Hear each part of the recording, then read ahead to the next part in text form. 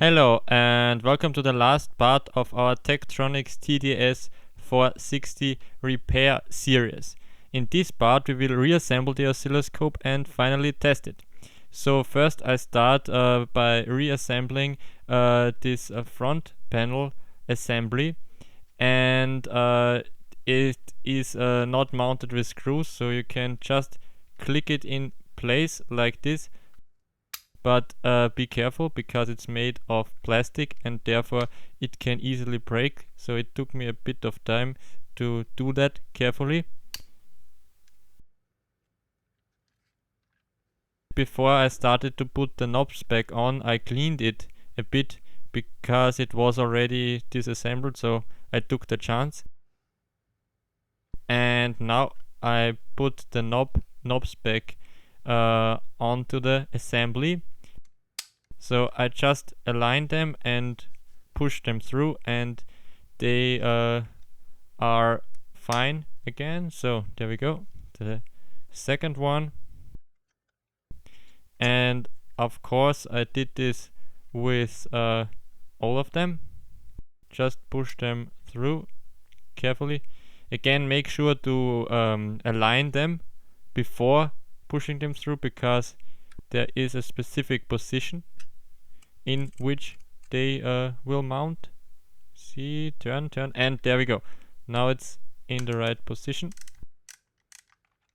And there we go. I've reassembled the knobs on this assembly, and I continued cleaning it a bit before reassembling it, just in case. I cleaned it in the video before, but I gave it another cleaning pass. All of the boards got another cleaning pass, just to make sure that all of the capacitor stuff is removed. And now I started to reassemble the individual boards. So this is the boards with the serial and a parallel board on it.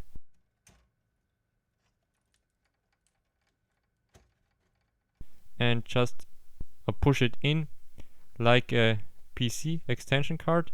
And then I mounted it with the screws. You can see here. The board with the serial and parallel board on it has 2 screws on the top, and don't forget the 2 extra screws on the bottom of the board. And here we have the next board,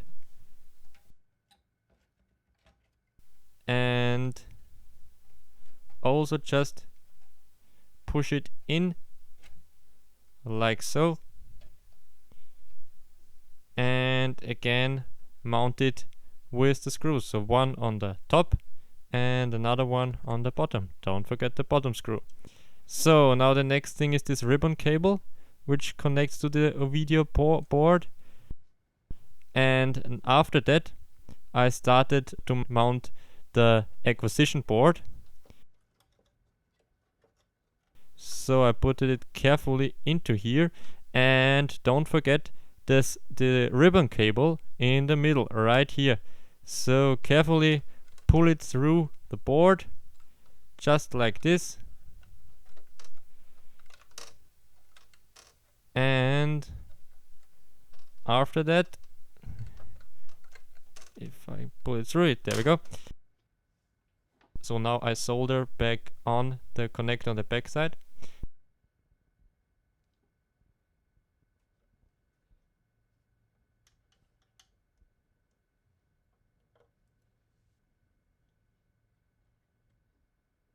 Now finally I connected the ribbon cable.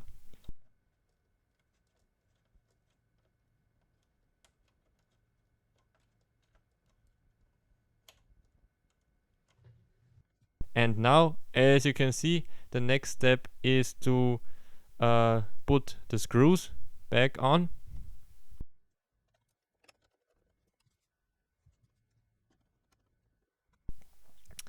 But just lightly put them back on. There we go. And now the next thing is this ribbon cable on the side, which connects the acquisition board to the other cards, or to some of the other cards. There is also a back plane in here, which has also some connection functionality, but Here we have this ribbon cable. Connects the acquisition board to two other cards. And there we go. We have the attenuator board ready to be installed, and just plug it in like this. There it is. So now I screwed it back on. And two more screws. There we go.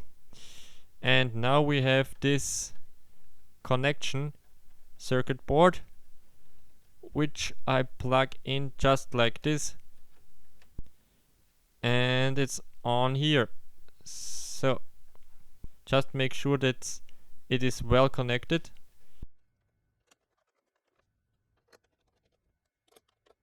Now I tightened the screws on the acquisition board a bit.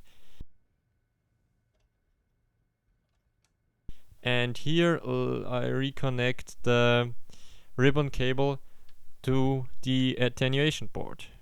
There we go.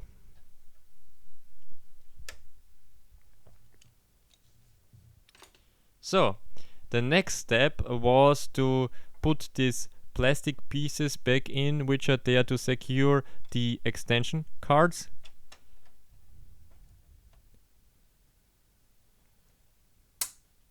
By the way, I already ordered a replacement for the battery, which I measured 2 videos before, and I will also put in the new battery, but not on video, because it's extremely simple to do that, and I don't think it needs an extra video. If you haven't seen it in the second video, I think I measure the battery.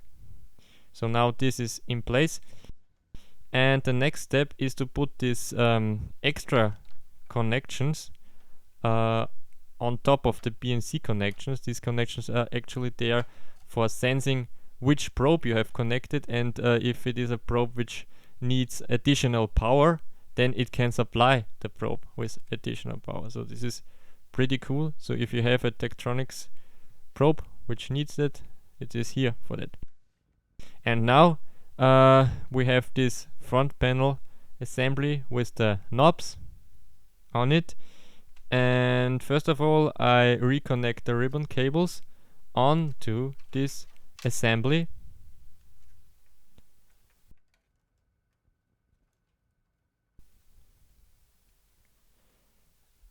Some of them are pretty hard to reconnect, so be careful with them and make sure that they have a proper connection, so that it is working the first time when we turn it on, and so that we don't have to do any corrections later on.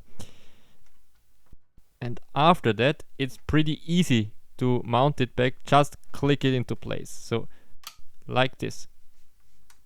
And there we go. Have you heard the click? The click is important. If you hear the click, then everything is fine. So listen for the click. And now I put this panel back on. Just put it into place, and then it also snaps back on. There are 4 clips which hold it in place. So just push it gently on it and it will stay into position.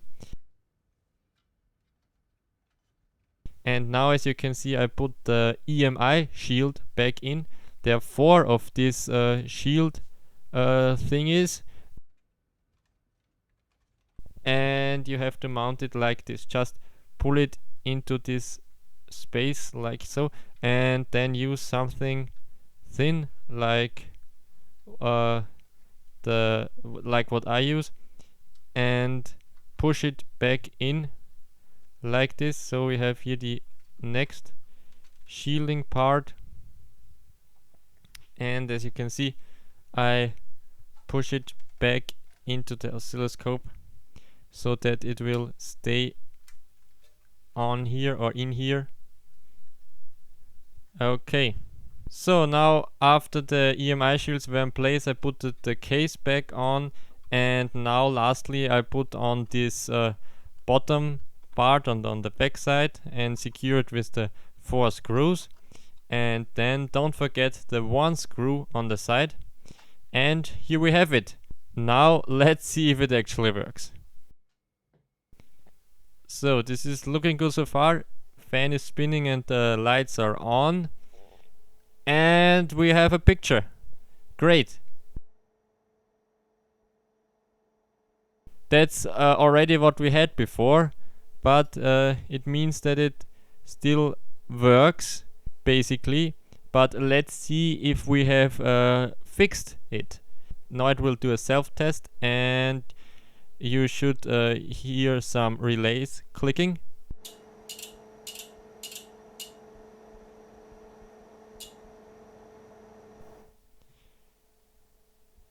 Okay, almost there, and let's see.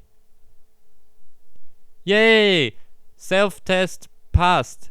So this is great news, because it means that we have repaired it and the offset is also gone. So let's see if it works with a probe on. I use the calibrator and adjust the trigger level, and let's see. It works. It's perfectly fine now. The 0 line is where it should be, and great. So this is amazing. I'm super happy that I fixed it. Yeah, so now I will test all of the 4 channels. So let's see the second channel, and the second channel is also fine as well. Look at that. Amazing. Second channel is working. Great. Yay. So now let's see the third channel. Will it also work? I think so, because I know it. Let's see. And the third channel works as well. I just have to adjust it a bit, so, and put it on the good position, and there we go. Works perfectly fine. And now the last channel, last but not least channel, and I think it will work too. And let's see. Just adjust the position first so that you can see it, and let's connect it. And yay, it works. Great. Amazing. This means that we have fixed the oscilloscope. It's now working perfectly fine now. So this concludes our video, our repair video, our series of repair videos of this oscilloscope. And I'm glad that you've watched it to the end. And yeah, if you want more content like this, then please subscribe. And I can say thanks for watching, and bye.